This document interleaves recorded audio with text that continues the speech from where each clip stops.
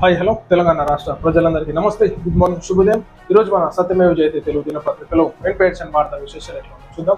దయచేసి వ్యూవర్స్ అందరూ వీడియోని లైక్ చేసి షేర్ చేయవలసిందిగా కోరుతున్నాం. ప్రజలు కూడా అప్రమత్తంగా ఉండాలి. సీఎం రేవంత్ రెడ్డి అధికారులకు కీలక ఆదేశాలు జారీ చేశారు. ఎడతెరిపి లేకుండా వర్షాలు కురిసే అవకాశం ఉన్నందున ఇలాంటి పరిస్థితినైనా ఎదుర్కొనేందుకు సిద్ధంగా ఉండాలని హైదరాబాద్ కమిషనర్ సిబ్బందిని ఆదేశించారు. నీరు నిలిచిపోయిన ప్రాంతాలు వెంటనే తొలగించేందుకు చర్యలు చేపట్టాలని స్పష్టం చేశారు. భాగ్యనగరంలో గత కొన్ని రోజులుగా కురుస్తున్న భారీ వర్షాల కారణంగా జనజీవనం అస్తవ్యస్తంగా మారింది. దీనికి తోడు వాతావరణ శాఖ మరోసారి భారీ వర్షాల కురుస్తాయని హెచ్చరించడంతో ప్రభుత్వ యంత్రాంగం అప్రమత్తమైంది. ఈ నేపథ్యంలో ముఖ్యమంత్రి రేవంత్ రెడ్డి నేరుగా రంగంలోకి దిగి హైదరాబాద్ లోని నీటి ముంపు ప్రభావిత ప్రాంతాల్లో ఆకస్మికంగా పర్యటించారు. హైడ్రా కమిషనర్ రంగనాథ్ తో కలిసి సీఎం రేవంత్ రెడ్డి అమీర్పేటలోని గంగూబాయి బస్తీ, బుద్ధనగర్ తో పాటు పలు లోతట్టు ప్రాంతాలను సందర్శించారు.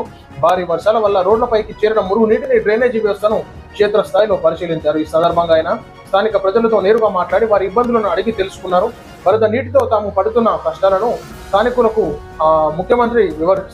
ముఖ్యమంత్రికి వివరించారు. వారి సమస్యలను సావధానంగా విన్న రేవంత్ రెడ్డి వీలైనంత త్వరగా శాశ్వత పరిష్కారం చూపుతానని భరోసా ఇచ్చారు. భరోసా ఇచ్చుడు వరకైనా ముఖ్యమంత్రి గారు ఆ సమస్యకి పరిష్కారం ఉంటుందా ఉండదు. ఎందుకంటే ఈనాడు యుద్ధ ప్రాతిపదికన మనం ఎన్నెన్నో చేస్తూ ఉంటాం, కానీ ఈనాడు ఇక్కడ సిటీ ఏరియాస్లలో లోతట్టు ప్రాంతాలలో వర్షాలు పడితే కథం ఆ నాలాలు పొంగిపోయి మొత్తం ఇళ్లలోకి చేరుతూ ఉన్నాయి. లోతట్టు ప్రాంతాలుగా మనం చూసుకోవచ్చు. కాబట్టి ఈనాడు ప్రజలు కూడా అప్రమత్తంగా ఉండాలి.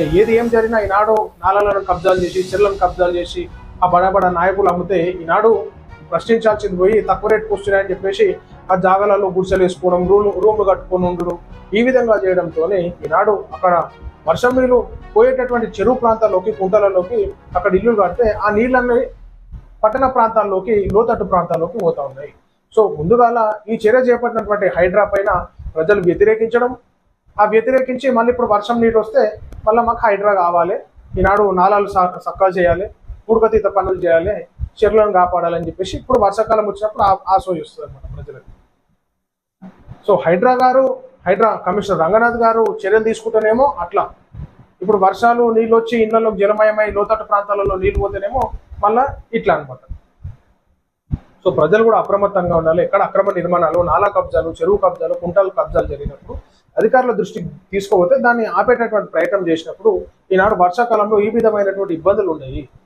సో ఇప్పటికైనా హైడ్రా కమిషనర్ రంగనాథ్ గారు చేసేటటువంటి కార్యక్రమాలకి ప్రజలు సహకరిస్తే లోతట్టు ప్రాంతాలు జలమయం కాకుండా ఉంటాయని చెప్పేసి తెలియజేస్తున్నాం ప్రజలకు.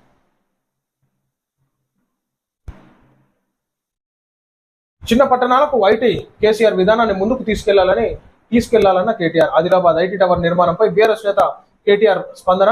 చిన్న పట్టణాలకు కూడా ఐటీ విస్తరణను కొనసాగించాలని ప్రభుత్వానికి సూచన. కేసీఆర్ ప్రభుత్వ హయాంలోనే టైర్ 2 నగరాల్లో ఐటీ హబ్లకు శ్రీకారం. స్థానిక యువతకు ఉద్యోగాలే లక్ష్యంగా ఐటీ టవర్ల నిర్మాణం. వాస్తవానికి ఈనాడు ఐటీ టవర్స్ డెవలప్మెంట్, ఐటీ శాఖలో ఉద్యోగాలు వచ్చేటటువంటి క్రమంలో చాలా మటుకు ఉద్యోగస్తులు ఇబ్బంది పడుతూ ఉన్నారు. ఎక్కడో తీసుకొని పెడితే అక్కడ గ్రామీణ ప్రాంతాల నుంచి అక్కడ రావడం కానీ సో చాలా ఇబ్బందికరంగా ఉంటాయి. పిల్లలు చదువుకునేటటువంటి అకాడమిక్ ఇయర్స్ ఉంటాయి కాబట్టి సో రావడం పోవడం ఇబ్బందికరంగా ఉంటాయి. సో ప్రజలకు అందుబాటులో అక్కడోటి ఈనాడు ఏదో ఐటీ టవర్లను ఏర్పాటు చేయాలి. సో ఆదిలాబాద్ లో ఐటీ టవర్ నిర్మాణంపై బీఆర్ఎస్ నేత కేటీఆర్ స్పందన. సో ఖచ్చితంగా ఈనాడు తెలంగాణ రాష్ట్ర వ్యాప్తంగా ఉద్యోగాలు పెరుగుతున్నాయి. సో ఏదైతే బెంగళూరు మనం చూసుకోవచ్చు ఏ విధంగా డెవలప్మెంట్ అయింది. కాబట్టి ఈనాడు హైదరాబాద్ లో కూడా ఐటీ మనం డెవలప్మెంట్ చేసుకుంటాం, కానీ ఈనాడు ఉద్యోగులకు చాలా ఇబ్బందికరమైనటువంటి పరిస్థితి ఉంటుంది. కాబట్టి ఈనాడు రాష్ట్ర ప్రభుత్వము, నాయకులు సమిష్టిగా ఆలోచించి ఎక్కడైతే ఖచ్చితంగా ప్రజలకి అవసరం ఉందో అక్కడ ఏర్పాటు చేయాల్సిందిగా కోరుతోంది. బెంగళూరులో సిద్ధరామయ్య, డీకే శివకుమార్లతో కలిసి ప్రధాని Modi metro ride. Bengaluru yellow line metro ప్రారంభోత్సవంలో ఆసక్తికర దృశ్యం. ప్రధాని మోడీతో సీఎం సిద్ధరామయ్య, డీకే శివకుమార్ ఆప్యాయ సంభాషణ. మెట్రోలో ప్రధానికి ఇరువైపులా కూర్చొని ముచ్చటించిన కాంగ్రెస్ నేతలు. తూకితే వేగితే ఉన్నటువంటి నాయకులు ఈనాడు మధ్యలో నరేంద్ర మోడీ గారు కూర్చొని అటు ఇటు కూర్చొని మాట్లాడుతున్నాం. సో ఏదేమన్నా సరే ఎథిక్స్ ఫాలో కావాలి. ఈనాడు రాజకీయమే, వ్యక్తిగత మిత్రత్వము వ్యక్తిగతంగా ఉండాలి. కాబట్టి ఈనాడు ఇది డెవలప్మెంట్ లో భాగంగా వందే భారత్ ట్రైన్స్, మెట్రో రైలు ప్రారంభించడం చాలా సంతోషకరం. ఈనాడు ప్రజలు అక్కడ బెంగళూరులో చాలా మటుకు ఉద్యోగస్తులు ఈ మెట్రో ట్రైన్స్ మీద ఆధారపడి ఉంటారు. కాబట్టి అక్కడ ట్రాఫిక్ జామ్ కూడా చాలా ఫుల్గా ఉంటుంది. కాబట్టి ఈనాడు ఈ విధంగా డెవలప్మెంట్ చేయడం చాలా సంతోషకరంగా భావించుకోవచ్చు. ఇక మొత్తానికి ఇద్దరు పక్కపండి కూర్చొని డీకే శివకుమారు మన సిద్ధరామయ్య, అది ఆసక్తికర విషయంగా మనం భావించుకోవచ్చు. ట్రంప్ పై పరోక్ష వ్యాఖ్యలతో విరుచుకుపడిన రాజ్నాథ్ సింగ్, భారత్ ఎదుగుదలను ఓర్వలేక కుట్రలు చేస్తున్నారంటూ రాజ్నాథ్ సింగ్ ఫైర్. భారత్ అభివృద్ధిని జీర్ణించుకోలేకపోతున్నారని విమర్శలు. భారత్ ఎదగకుండా ఏ శక్తి అడ్డుకోలేదని స్పష్టీకరణ. అంతే కదా, ట్రంప్ ఏం చేసినా భారతదేశాన్ని అయితే అడ్డుకోలేరు. ఆయన ఏదో చేసి ఏమో చేద్దాం అనుకుంటున్నారు కానీ అంత అయ్యేటటువంటి ప్రసక్తి ఏం లేదు. ముచ్చట పుతిన్ మైండ్ గేమ్, అమెరికా గూఢచార సంస్థకు ఇరకాటం. అమెరికాకు షాక్ ఇచ్చిన రష్యా అధ్యక్షుడు పుతిన్, సిఐఏ ఉన్నతాధికారిని కుమారుడికి ఆర్డర్ ఆఫ్ లెనిన్ పథకం. రష్యా తరఫు ఉక్రెయిన్ యుద్ధంలో మరణించాడని ప్రకటన. ట్రంప్ ప్రత్యేక దూత స్టీవ్ విట్పాల్ కు ఆ పథకాన్ని అందజేత. ఇది పుతిన్ మైండ్ గేమ్ అని భావిస్తున్న విశ్లేషకులు. యువకుడికి మానసిక సమస్యలున్నాయని తెలిపిన సిఐఏ. ఆనాడు సాయం నేడు ప్రయోగం, అమెరికా శాటిలైట్ తో ఇస్రో సరికొత్త చరిత్ర. 6,500 కేజీల కమ్యూనికేషన్ శాటిలైట్ ప్రయోగానికి ఏర్పాట్లు పూర్తి. రాబోయే 2 నెలల్లోనే ప్రయోగం ఉంటుందని ఇస్రో చైర్మన్ వెల్లడి. ఒకప్పుడు అమెరికా నుంచి రాకెట్ తీసుకున్న భారత్ నేడు ఆ దేశ శాటిలైట్ ని ప్రయోగిస్తుంది.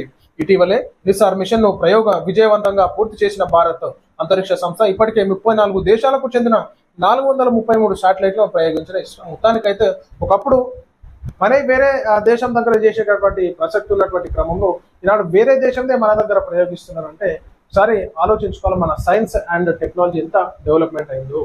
మన సైంటిస్టులు వేరే దేశాలలో వర్క్ చేస్తూ ఉంటారు.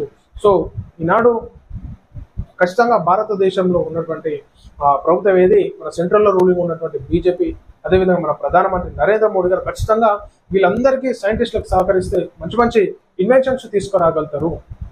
మన దగ్గర ఉన్నటువంటి మేధోశక్తి ఐక్యూ లెవెల్స్ చాలా ఉంటాయి మన దగ్గర ఉన్నటువంటి భారతదేశ ప్రజల సైంటిస్టులకి. కాబట్టి ఖచ్చితంగా వాళ్ళందరికి సపోర్ట్ చేసి మంచి మంచి ఇన్వెన్షన్స్ మన దగ్గరనే సృష్టించేటట్టు చేయాల్సిందిగా కోరుతా ఉన్నాం.